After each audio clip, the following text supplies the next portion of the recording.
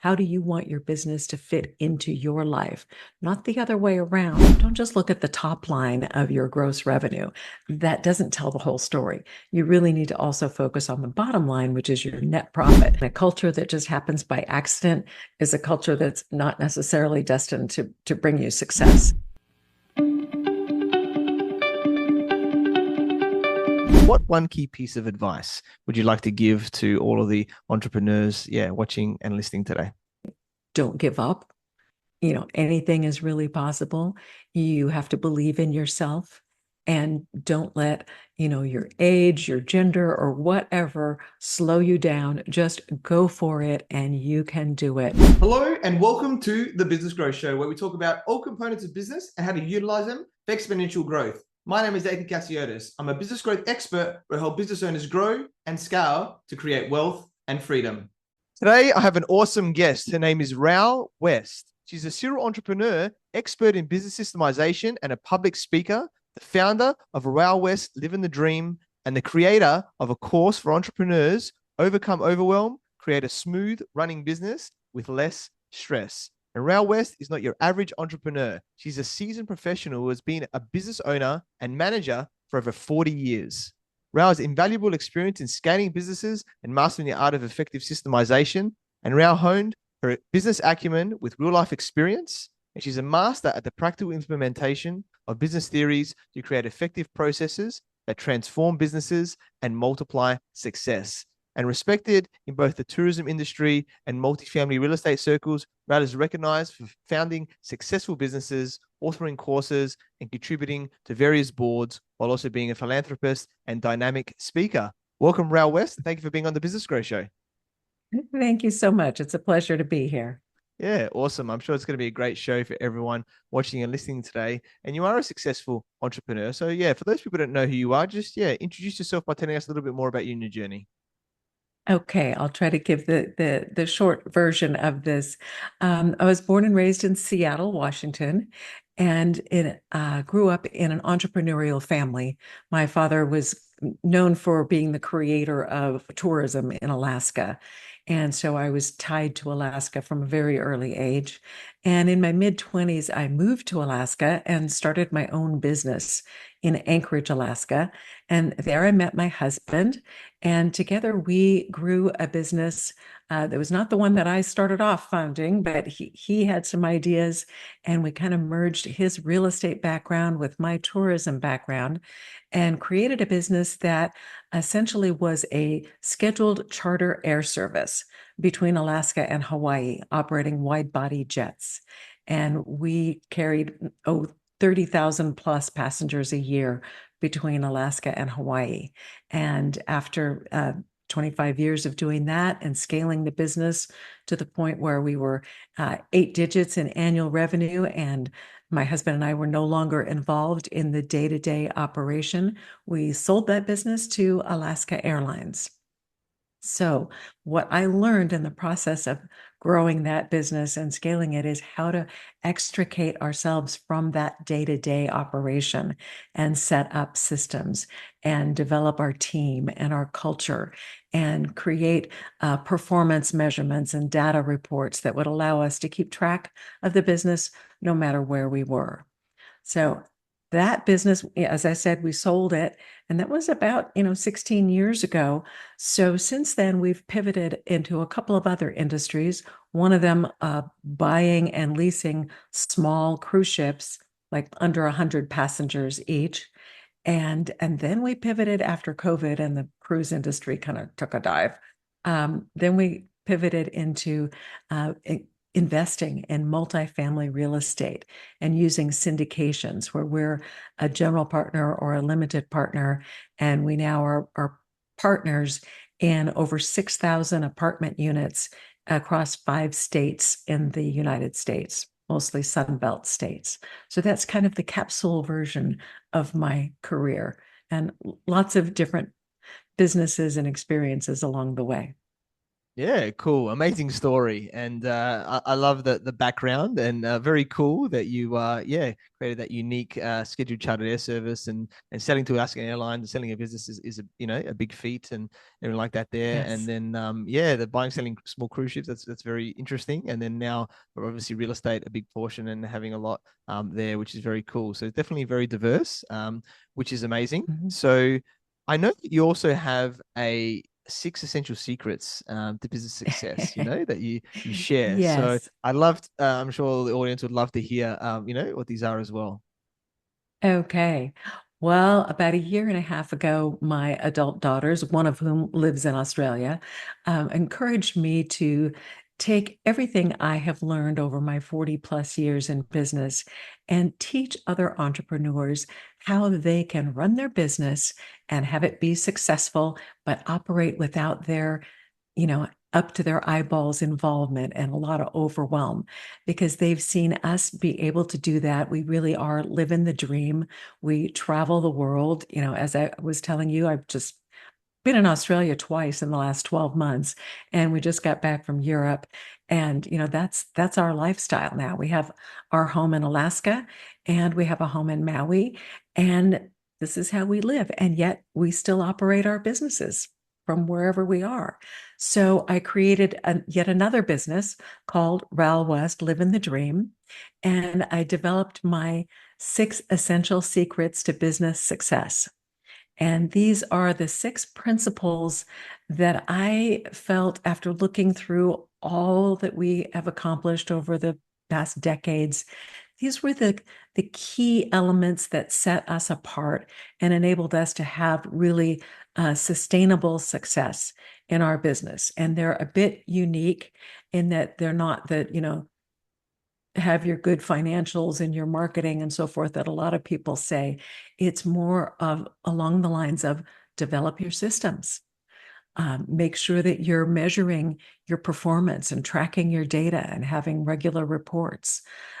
Use leverage in as many ways as you can, whether it's automation or delegating, and there's smart ways to do that, of course, and developing a team and using a very purposeful company culture to guide your team and your operations. And then lastly, but not least, making sure that you're delivering world-class customer service. And all of these principles tie together into how you can create the customer service that will make your business truly sustainable and successful for the long term. Yeah, amazing. Love those. Thanks for sharing. And I'm sure we can delve deeper into these now as well, which is really powerful. And I know you are an expert in business systemization, and I love systems as well. I think they're really powerful, what they can do. And there's no human error if you set up a system well, right, in the back of the business. Mhm. So let's start on that because I think this is a very, very important topic for it. So, firstly, for business owners that maybe are not as well versed in systems and creating systems, what do you think are some simple ways, I guess, from your perspective of how we can create systems in our business? Yeah, I think that we need to break it down into some just bite-sized pieces. So some people think about systems and their eyes roll back in their heads and like, oh my, I can't do that. I don't know what she's talking about. So I think, if you just look at it from an extremely simplistic viewpoint of just taking stock of what it is that you do every day, day in, day out, and write it down, record your tasks and your processes, and create manuals so that your processes can be communicated to other people. And then in the course of doing that, hopefully you'll be able to see some patterns and some ways that you can group like tasks together and maybe just designate one day a week where you're like, all the bills are paid, at one time, or even better, that they're paid automatically online. That's an even better system. But just look at it very simply to begin with, and try to track all of the things that happen in your business and figure out ways to make them more efficient. How can you use leverage? How can you use automation? what can you delegate? Those are all part of creating systems. Now, bigger businesses can have very, very complex systems. I mean, look at, airlines or, you know, Amazon, talk about, very, very complicated systems. But most entrepreneurs are not at that level. So you don't need to go crazy with it. Sometimes you just need to be able to have a spreadsheet that helps you organize your thoughts and your tasks so that you have everything, all your information in one place. But I think primarily we need to be able to what I call duplicate ourselves. We need to be able to teach other people what it is that we do every day so that we can get some of those tasks off of our shoulders and onto someone else. And in so doing, you're creating a system that can operate whether you're there or not. And that's really the key. You want to work on your business rather than in it. You want to be the owner and not the operator. Yeah. Simple. Love it. Completely agree. Definitely is the way we need to be doing it, to work on those high level things, those strategic areas, right? To grow the business. I think there's some potential mindset shifts here, and you might get some pushback, right? Because people might say, "Oh, Raul, I don't have the time, to create systems in my business," and that I'm sure you've heard this many times. So I'd love to know your Yeah. thoughts when you hear these, challenging beliefs, or people that are finding it hard to do this, of how they change that mindset, or what's a way that they can do it, that they can at least start, that process as well. Yeah. Yeah, well, I have a favorite story that actually my husband told me a long time ago, which was about the guy who was in the woods chopping a tree down, and somebody came along and watched him just sweating and huffing and puffing away at swinging the axe at this tree, and the guy said, "Geez, you're working really hard at that, but it seems like your axe might be dull. Maybe you need to sharpen it." And the tree chopper said, "Are you kidding? I don't have time to sharpen my axe. Can't you see I need to chop this tree down?" So I think that it's a very simple parable here. And the idea is that if we don't stop and sharpen our axe, then we will just be spending an awful lot of time chopping that tree down and not getting anywhere. So you really do need to force yourself to stop and think about what you're doing and create the time. And you have to think about in terms of when I take the time to curate a system and document all of what I do and teach somebody else to do it, I am saving time. I am multiplying time. I'm creating more time for myself. So maybe you think you don't have that time, but think about if you never did it, and you would never have that time, and you're not going to move forward. Your business can't grow. You have to be able to get out of that, tree chopping mode to be able to let your business grow. Yeah, love it. So true. Completely agree with that one. Well, let's talk around the measuring side of things, because I think this is really important. A lot of entrepreneurs are saying, like, you ask some questions and they're like, "Oh, I think it's about this." And it's like, well, that's not actually, what's happening in the business, right? Because the numbers don't lie. So Mm. when we want to be measuring performance, whether it's KPIs, or there's a lot of different, from my understanding, I'd love to know from your perspective, because you've got, numbers around customers, but you've got other numbers in the business that may be things within systems, or things that you just measure outside of that. So I'd love to know your thoughts about, like, what's important to measure and I guess capture data on, so we can improve it. Yeah. Right. Well, every business is going to have their own unique, set of data that it's going to be certain things are going to be more important for one business than for another. But obviously that you need to be measuring your financials. You need to know where the money's coming from, where it's going, and have your set of financials that you can review at least monthly. And an important lesson there is don't just look at the top line of your gross revenue. That doesn't tell the whole story. You really need to also focus on the bottom line, which is your net profit. So you need to watch those expenses and make sure that, your revenue exceeds your expenses so that you have some profit. And I think too many times businesses get a little drunk on looking at, oh, look at my gross revenue. It's so wonderful. I'm doing, X amount in sales. It's like, yeah, right. But, how much is sticking to the bottom line there. So I think that's one of the first things that you need to get a handle on. And then you need to measure your customer acquisition. What is it that you're doing to acquire your customers? Are you advertising, or are you using social media? Are you using direct mail? I suppose some people still do that. I don't know. But whatever method you're using, track it. Figure out how many of those efforts you're making, and what are your responses? What's your response rate? Because otherwise you're not going to know whether to keep on doing what you're doing, or if it's a total waste of time. So you need that. You need to measure how much revenue per customer comes in, and things like customer repeat business. How much is each customer worth over the lifetime of that customer? And hopefully your business has repeat customers. That's one of the greatest ways to grow a business, is just make sure that the same customers come back again and again and again. And I know that's what we did, and it was very successful. So let's track that. Let's find out, how much each customer is going to be spending, how often they're going to be purchasing, and then keep track of some of your customer data, like where does this customer live? What are some of their likes and dislikes? Find out what their birthday is, so that you can wish them a happy birthday. I mean, there's just so much data. I could go on and on and on, but this just gives you a real just capsule of some of the types of things that you can measure.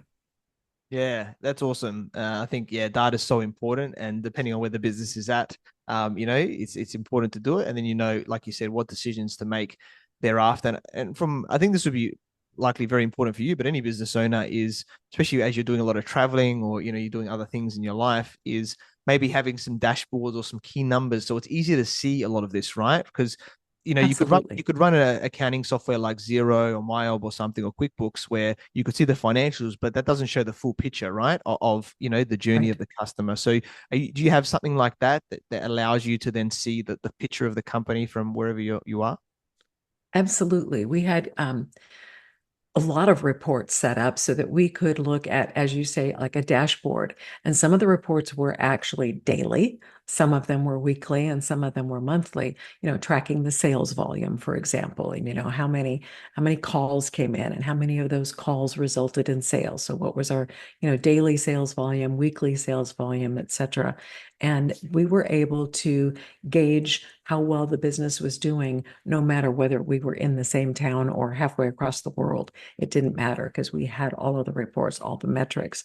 And in fact, we used those metrics to make our key decisions.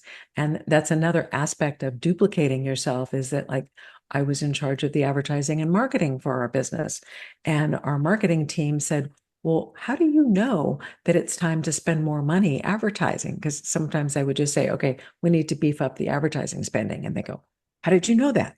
And so it took me a while to figure it out, but I realized that I was watching the data, and then I was looking at the trends of the sales volume, and that when the trend line started to go down like 3 days in a row in terms of call volume, sales volume, that means we need to advertise more. And then once I documented that and was able to communicate that to the team, that became their parameter or their criteria for making decisions. Then they could make that decision to increase the advertising without me being there to tell them to do that. So these are all for you. You ask great questions, and that's just one of the things that, and every business is going to have their own kind of report card, or, dashboard, as you say. And in my new business, the Ral West Living the Dream, I'm still in the process of kind of figuring out, what is my dashboard? What are the things that I'm tracking most? Am I, looking at social media interaction? Do I care about the likes? Do I care about, how many people comment on this? Or am I really looking more at, what are my actual leads? Or what's my email list? Is it growing? Just the number of people that are following me is not necessarily the most important metric. So you need to figure out what's actually going to move the needle for your business and measure that. Yeah, so true. And And I think that's the big thing for everybody, right? Is that don't expect to have 100 numbers that you measure from day one. Is measure the numbers you think are important, and like Raoul's talking about, is see, are there correlations? What's the actual numbers that make sense, and then you can double down and then focus on those and make those decisions like you talked about, to make sure that the Yeah. business is growing. Yeah. And it's going to evolve. You're going to figure out over time that some numbers just aren't that valuable to you. So then you're going to change it and you're going to improve it. And you just need to expect that. Yeah, definitely. So true. Um, let's talk a little bit about strategic planning now, because I know you're big on this too, where you're talking about the working on the business side of things, right? And taking that time Mhm. out. Now, number one is for the systems that we've been talking about, but I think it's also strategic planning for the business, like where is the business going, in that area there, and Mhm. actually taking time away from just doing the day to day. I'd love to know, do you have like a particular time out every month or every quarter or something where you think about like where is the longer term vision of the business going, whether it's just you or other people in the team, so that they you're adjusting things from a bigger Mhm. perspective as well. Right. Well, with my newest business, the team is pretty much me, and a virtual assistant here and there, and some marketing help. But when we have a bigger team, then we would specify certain times every month and every quarter where we would have strategic planning meetings, and we would take a look at all of the numbers and see where we were going, what are the growth trends, and where do we want to be. We'd set goals for each year, quarter by quarter or month by month, and we'd enroll the team in getting excited about achieving those goals as well. And then we would project, where does the company want to be 5 years from now, 3 years from now, 1 year from now, et cetera. And it's also what I teach in my course is start off with what you envision your business being for you. What does it mean to you? How do you want your business to fit into your life? Not the other way around, not, how do you fit into the business? Because then you're being owned by the business.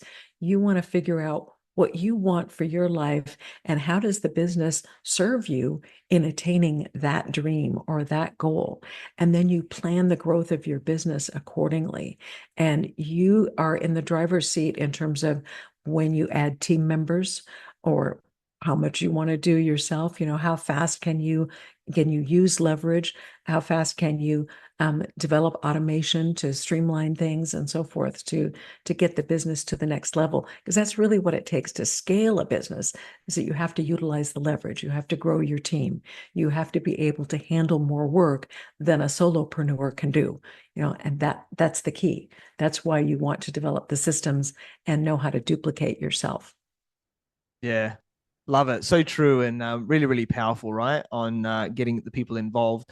Let's talk about more about team now, because you talked just then a bit about involving them in the process, which is so important. And earlier you talked about culture, right, in the team, because Mm. at the start, like when we start a business, like yourself, you're doing something new, it may just be us. Then we might have a virtual assistant, and then we want to grow to get help, because we don't want to just be us doing everything in the business there. So um, obviously we want to have people that are aligned with what we're doing and that are enjoying, what they're doing with us as well. So I'd love to know your thoughts around that culture piece of getting people Yeah. so that we're all working, harmoniously and enjoying what we're doing as well.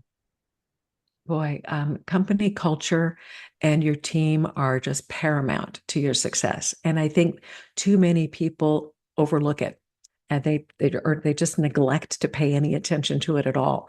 And a culture that just happens by accident is a culture that's not necessarily destined to bring you success. So I think being incredibly purposeful and intentional about your culture is necessary. And then you need to convey that culture to all of your constituencies. That means your employees or your contract people, whether it's a virtual assistant or, in my case, I have a marketing firm and so forth. Everybody needs to know what your culture is. And that involves like, what is your positioning statement? What kind of business do you want to be? How do you want people to think of you? And your constituencies, of course, are also your customers and the community at large, other businesses, your vendors. You need to think about the big picture when it comes to your culture, and what are the values and the principles that are most important to you, and how will you embed those in the culture and convey those to your team. And getting your team aligned with your culture and with where you want the business to go is everything. And there are many tools that can be used to get the team to get excited about where you want to take the business. And one of our things has always been, if we win, you win. Get the team enrolled with the business's success, and then we all grow and win together. That's the simple story, right? Yeah, definitely. Love that. And I guess on top of that, that couples with it is around the leadership part, right? Because there's a difference between a manager and a leader, and being able to actually grow as a leader ourselves, so that that inhibits the culture to grow, right? At the same time, and potentially creating other leaders as well, within your company. So I'd love to know your thoughts around leadership and fostering that leadership, I guess, within ourselves and the company too. Well, yes, being a leader means being a good example, being a mentor, bringing people along, teaching people. We had classes for our team. We taught them how to read financial statements. We taught them things that they needed to know. A lot of our employees back in the day when we had the charter air service were just entry level reservations agents. They didn't know how to read a P&L or what a balance sheet was. So we taught them. And so we got them all enrolled and elevated them. And so I think being a good leader means being able to empower the people around you. And you don't want to keep all of the power and, status or whatever to yourself. You want to share it. And you want to be that example of somebody who can lead and inspire people to be better than they are. And I think that mindset is like 90 to 95% of the battle, and you have to work on your own mindset to be positive.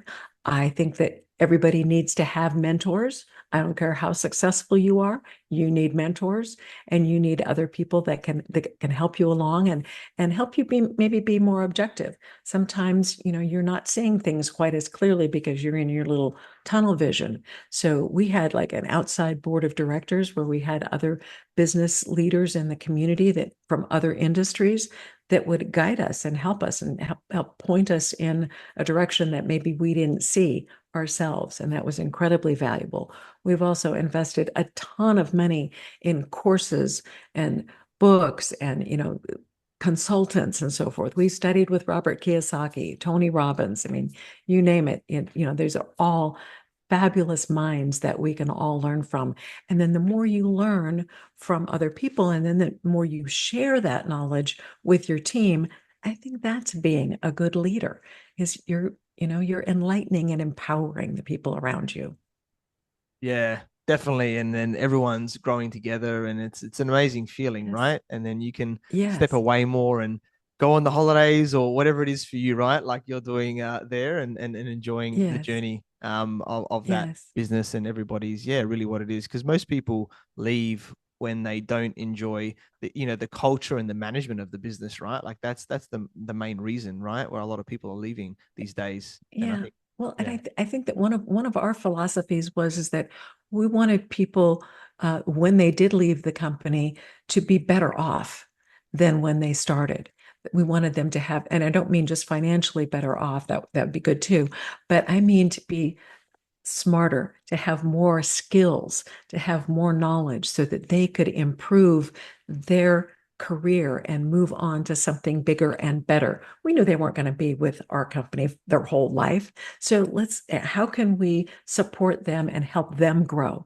And it becomes a very positive, enriching, and fun environment when everybody is trying to learn and grow. Yeah, love You that. know, Amazing. So true. Let's quickly talk about selling your business, right? Because I think it's a big feat, and Mm. you sold it to Alaskan Airlines, which is amazing, right? It's a big company.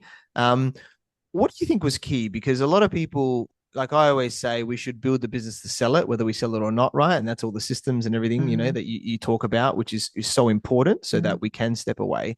But I guess selling a business is a whole other thing, right? Because the whole due diligence process is whole these things to sort of go through that point. But then ideally you get that capital event, right? Where you then get, the asset that we've been building for so long in this business, we actually get to reap the benefits in a more bigger way. So what do you think was key in, really getting that over the line, right? To get that sale over the line, whereas you could have just stayed in the business otherwise, right? To get to that next stage. Yeah.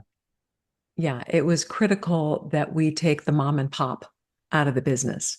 We could not be running the business ourselves day to day and have it have any kind of value to anyone else. Because if we were needed to be there to run it, they would have to like buy us, or have a contract with us beyond the sale. And that's not, you're not going to get your maximum value for a company that way. So you need to have those systems, you need to have that team. And as I've said before, duplicate yourself, take yourself out of that day-to-day operation so that the business is a going concern with or without you. And then that makes the business truly marketable. And I think, as you said, whether you're going to actually sell the business or not, it's important to do that. I mean, for your own, health and well-being and enjoyment of life, you don't want to be a slave to your business forever. So, get yourself out of that you know, drudgery and overwhelm of doing the day to day and leverage other people and leverage automation and systems. And I think that, the other thing that we did besides that, which was pretty key, was that we had a very, very strong relationship with our customers. They loved our company because we bent over backwards to make sure that they were happy. We would do things like, speaking of systems, if there was a flight delay, which, happens from time to time. And in our case, that flight delay could be 8 or 10 or 12 hours because the plane might end up having to sit on the ground in Anchorage while the crew got their crew rest, if the delay was too long. So we had, 300 passengers that needed to be taken care of. Uh, and at first it was like, oh my God, what do we do with these people? And we gradually developed systems where we had a team that was on call for every flight so that we would know who needed to be called, even if it was in the middle of the night. Their name was on the list and they would have to go to the airport. And we had water and diapers and formula and cash and coupons and everything that we would need to make those customers as comfortable as we possibly could during that uncomfortable and stressful flight delay. But these are the things that we would do to make sure that we cemented that relationship with our customers and that we would show them that they were important to us, that we cared about how they felt about us. And we had a very comprehensive guest satisfaction department and system and all of that. And so when it came time for a sale to Alaska Airlines, they were coming into the Hawaii market. We knew it was only a matter of time before they would start flying between Anchorage and Honolulu. So the question is, do we duke it out with a fare war with Alaska Airlines? And then, everybody loses money because we're dropping the fare to below what it costs us. Or do we say, why don't you just buy the market, be a lot cheaper than having to win it? And if we didn't have that loyal following of customers, there wouldn't have been anything for them to buy. But they recognized that we had already won against Northwest Airlines and Hawaiian Airlines and so forth because the customers liked us. And therefore, they realized that it would be better to buy us than to try to push us out because we wouldn't be going out easily. So yeah, lots of factors. And it does take time. It took a couple of years to do all the due diligence and had a team with an investment banking firm and so forth. Lots of numbers to put together and reports and meetings and oh yeah. Mm, not not a simple task. Yeah, amazing. And I think it takes someone of being a great leader to go, you know what? It's a timing thing, right? They're going into the market. Let's take the ego out of it. What's the best decision for the business, and sell at that time, right? Because that's when the asset was worth its most, and it could potentially change over a period of time. So yeah. Right, right. Yeah. Yeah. So and I think that's another key is that if you're able to step back and work on your business, you're also able to keep your eye on the horizon, on that global horizon around you. What is going on? What is happening? What are the trends? What is changing? There was a book many, many years ago called Who Moved the Cheese? And it's like the cheese gets moved from time to time. I mean, COVID moved the cheese for a lot of us, right? Now AI is moving the cheese. So we have to be aware, and we have to be able to pivot and make the adjustments and be flexible enough to go with what's happening around us. Otherwise, you're gonna, if you stay stuck, you're gonna get left behind. Yeah, definitely. So true. Yeah, powerful stuff here. And I know that you also have a course and a webinar, right? That you do where you teach entrepreneurs how to, Yes. grow and scale their business to save time as well as enjoy their life and all of Right. that. Do you want to just quickly share a little bit about what's included with those too? Yeah. Okay. Well, the webinar is like an introduction to the course, and it teaches a couple of the principles. But the course is 8 modules, and it encompasses all the 6 principles that I talked about earlier, plus, an opening and a closing that wraps it all together. And the course is available online. You take it at your own pace. It's delivered in bite-sized pieces in pre-recorded segments so that you don't have to be overwhelmed by the course, and you can take it, as I said, at your own pace. Take each subject and apply it, and there's worksheets that will guide you through what you need to do, what exercises you need to do to analyze your business and take it one step at a time through all of these modules. And it's available online. My website is very easy. It's ralwest.com. Not hard. It's RALWEST.com. And it talks about the course, and then the webinars on there too. The webinar is free. The course is not. So Yeah, yeah. beautiful. Yeah, awesome stuff. Like it sounds like there's a lot of empowering things, and you've been talking about some of those obviously with us today, which is amazing. So love all of that, and I guess you've delivered so much value with us today, Ral. And I guess as we're starting to wrap up, what one key piece of advice would you like to give to all of the entrepreneurs, watching and listening today? Well, what I like to tell people is for one thing, don't give up. Anything is really possible. You have to believe in yourself, and don't let, your age, your gender, or whatever slow you down. Just go for it, and you can do it. Believe in yourself, have faith, have confidence.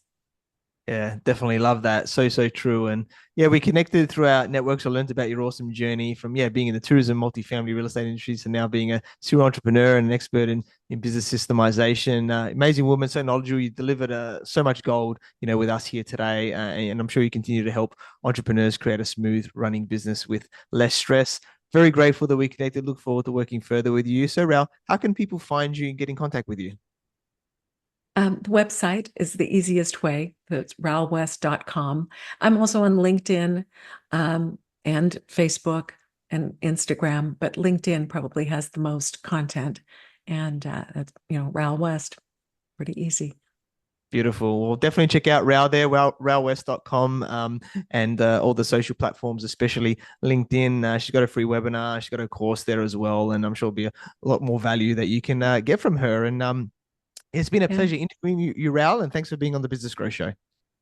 Well, thank you so much for having me. I enjoyed it. Thank you, everyone, for watching and listening to this show where we talk about everything on business growth. And please like, subscribe, and leave us a 5-star review. You can find me on LinkedIn, Facebook, Instagram, and YouTube as Ethan Cassiotis, or visit my website, ethancassiotis.com. If you want to grow and scale your business, you can reach out to me on any platform to see if we're a good fit. I completely agree with you, or do I? The only way you know is if you tune in next time. So until next time, remember that our business grows when we learn skills and take action using them in spite of fear. So remember to design your growth and results.